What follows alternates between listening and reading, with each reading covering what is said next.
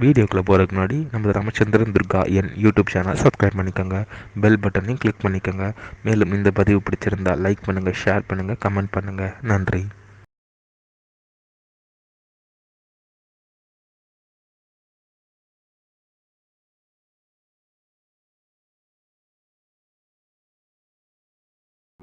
श्री गुरुभ्यो नमः. हरि ओम. श्री महागणाधिपतये नमः. இந்த பிரபஞ்சம் முழுவதுமே பூலோகம் முழுவதும் மனித பிரிவுகளாக பிறந்த அனைவருக்கும் இன்றைய ஒரு முக்கிய செய்தி. நமது சேனலிலே வெளியிடப்படக்கூடிய இந்த முக்கிய செய்தியானது என்னவென்றால், தை மாதத்தில் நிகழவிருக்கும் பீஷ்மாஷ்டமி அன்றைய தினத்தில் நாம் அனைவரும் எதையெல்லாம் செய்ய வேண்டும் என்பதை பற்றிய முழு விளக்கம்தான். ஆகவே அனைவரும் இந்த வீடியோ பதிவினை ஆரம்பம் முதல் கடைசி வரை முழுவதுமாக பார்த்து பீஷ்மாஷ்டமி நன்னாளிலே அதன் பிரகாரம் கடைபிடித்துக் கொள்ளுமாறு அன்புடன் கேட்டுக்கொள்கின்றோம். பீஷ்மாஷ்டமி பற்றிய முழு விளக்கம். விஸ்வாவசு தமிழ் வருஷம் தை மாதம் 12/10/5126 நாள் 26/1/2026 திங்கட்கிழமை என்றுதான் பீஷ்மாஷ்டமி. இந்த வீடியோ பதிவானது பீஷ்மாஷ்டமி என்றால் என்ன, என் அந்நாளில் நாம் அனைவரும் எதையெல்லாம் செய்ய வேண்டும் என்பதை பற்றிய முழு விளக்கம்தான். ஆகவே அனைவரும் இந்த வீடியோ பதிவினை ஆரம்பம் முதல் கடைசி வரை முழுவதுமாக பார்த்து அதன் பிரகாரம் அன்றைய தினத்தில் கடைபிடித்துக் கொண்டு நாம் அனைவருக்கும் பிதாமகராக இருக்கக்கூடிய பீஷ்மாச்சாரியார் அவருடைய பரிபூர்ண கிருபா கடாட்சத்தையும் பரிபூர்ண ஆசியும் பெற வேண்டுமாய் தாங்கள் அனைவரையும் அன்புடன் கேட்டுக்கொள்கின்றேன். முதலாவதாக பீஷ்மாஷ்டமி என்றால் என்ன, அதை முதல்ல பார்ப்போம். இந்த பிரபஞ்சம் முழுவதுமே பூலோகம் முழுவதும் மனித பிறவிகளாக பிறந்த நாம் அனைவருக்குமே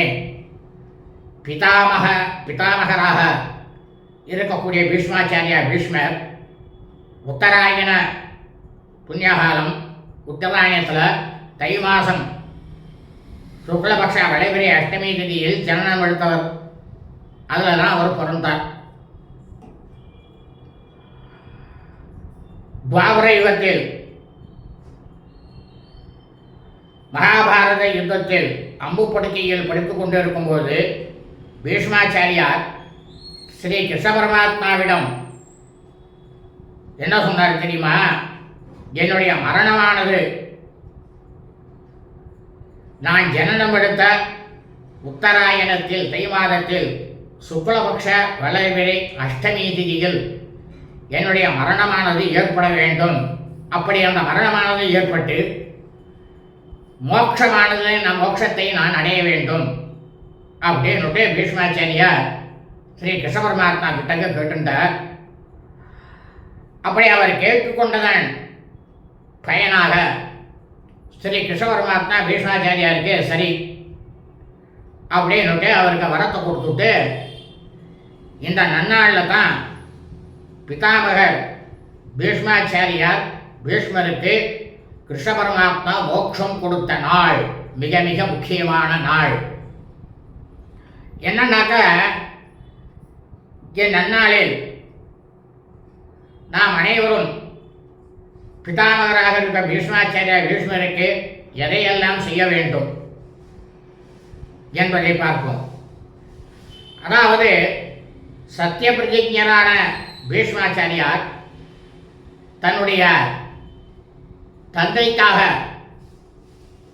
விவாகமே செய்து கொள்ளாமல் பிரம்மச்சாரியாகவே வாழ்ந்து முக்தி அடைந்து மோட்சத்தை அடைந்த நாள் இந்த நாள். இதுதான் பீஷ்மாஷ்டமி. இந்த நாளில் நாம் எல்லாரும் என்ன பண்ணணும் அப்படின்னா, புருஷர்கள் ஆண்கள் அனைவரும் காலையில் ஸ்நானம் செய்துவிட்டு அதாவது குளியல் செய்துவிட்டு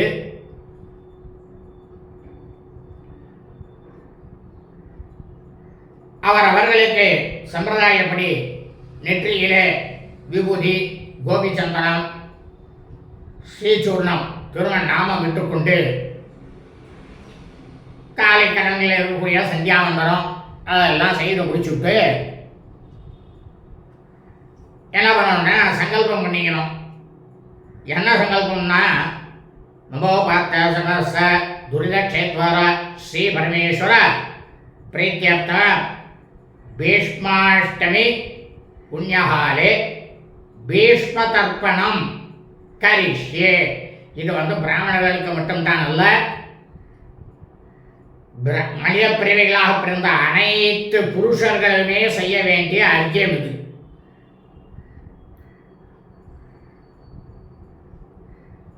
இந்த வாயை சங்கல்பத்தை பண்ணிட்டு உடனே பூனலை மாலையா போட்டுக்கணும்.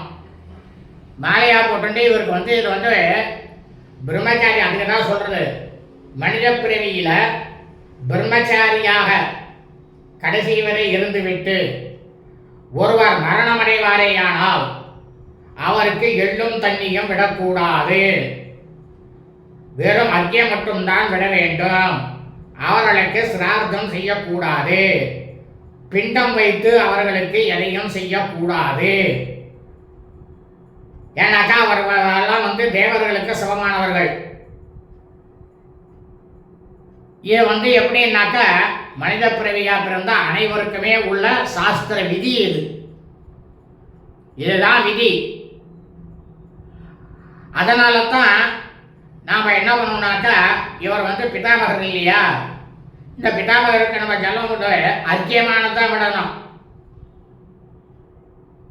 ரிஷிகளுக்கெல்லாம் எப்படி விடுறோமோ அந்த மாதிரி அர்க்கியமான பூனலை மாலையாக போட்டுண்டு கையை இப்படி வச்சுட்டு இப்படி விடக்கூடாது, இந்த சுண்டி வரலால போகணும். கையை மடக்கி வச்சுட்டு சுண்டி வரலால போகணும் ஜலமானது. இந்த அர்க்கிய மந்திரத்தினுடைய ஸ்லோகத்தை இப்போ பொறுமையாக சொல்கிறேன், எல்லாருக்கும் கேட்டு அதே பிரகாரம் விடுங்கோ. பீஷ்ம சாந்தனவோ வீரா சத்யவாதி ஜிதேந்திரியா ஆபிரத்பிஹி அவாப்னோது புத்திரபௌத்ரோ சிதாம் கிரியாம் பீஷ்மாய நமஹ இதம் அர்க்யம் வையாக்ர பாதகோத்ராய சாங்கிருத்ய பிரவராயச அபுத்ராய ததாம் யக்ஞம் ஷலீலம் பீஷ்மவர்மணே பீஷ்மாய நமஹ இதம் அர்க்யம் கங்காபுத்ராய சாந்தாய சந்தனோ ஆத்மஜாய ச அபுத்ராய ததாம் யக்ஞம் ஷலீலம் பீஷ்மவர்மணே பீஷ்மாய நமஹ இதம் அர்க்யம் அப்படின்னு விட்டுட்டு பூனலை உபவீதமாக போட்டுங்கோ. பூனலை உபவீதமாக போட்டுட்டு பிரார்த்தனை பண்ணணும். அந்த அர்க்கியத்தை விட்டோம்னா அந்த அர்க்கியத்தை பார்த்து பிரார்த்தனை பண்ணணும். அனேனா அர்க்கிய பிரதானேனா பீஷ்ம பிரியதாம் அப்படின்னுட்டு பீஷ்மாச்சாரியாருக்கு நாம் எல்லாரும் விடணும். இது என்னன்னாக்க அவர் கடைசி வரைக்கும் பிரம்மச்சாரியாக இருந்து மோட்சத்தை அடைந்து தேவலோகத்தை அடைந்தார். அவர் சொர்க்கத்தை அடைந்து இன்னுமா அவர் சொர்க்கத்தில் தான் இருக்கார்.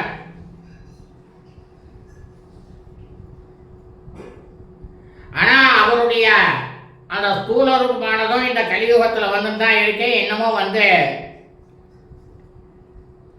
அதில் கடைபிடிச்சுட்டு இருக்கிறவா இருக்கான்.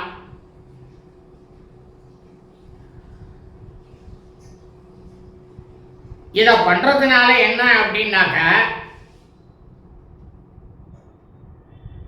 நாம இன்னைக்கு விடக்கூடிய இந்த அர்க்கியமானது பீஷ்மருக்கு அவர் சந்தோஷம் அடைஞ்சு, புதிர்லோகத்தில் நம்மளுடைய பித்திருக்கள்லாம் இருக்காங்க, 21 தலைமுறை பித்திருக்கள், அவ எல்லாருமே அவருக்கு அர்க்கியம் விட்டதா சொல்றது தர்மசாஸ்திரமானது. அவ்வளவு பெரிய பலன் கிடைக்கிறதாம், பித்திருக்களுக்கும் பலன் கிடைக்கிறது. அதே சமயம் நம்ம குடும்பத்தில் இருக்கக்கூடிய எல்லாருக்கும் சகல விதமான சந்தோஷத்தையும் கொடுத்து நல்ல பிரமாதமாக அவருடைய பரிபூர்ண கிருபா கடாட்சமும் பரிபூர்ண ஆசியும் எல்லாருக்கும் கிடைக்கும் அப்படின்னு சொல்லிருக்கு.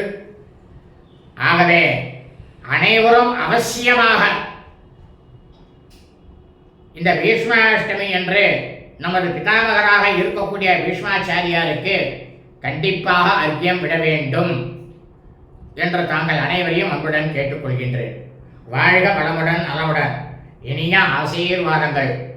லோகா சமஸ்தா சுகினோ பவந்து. சுபமஸ்து. ததாஸ்து.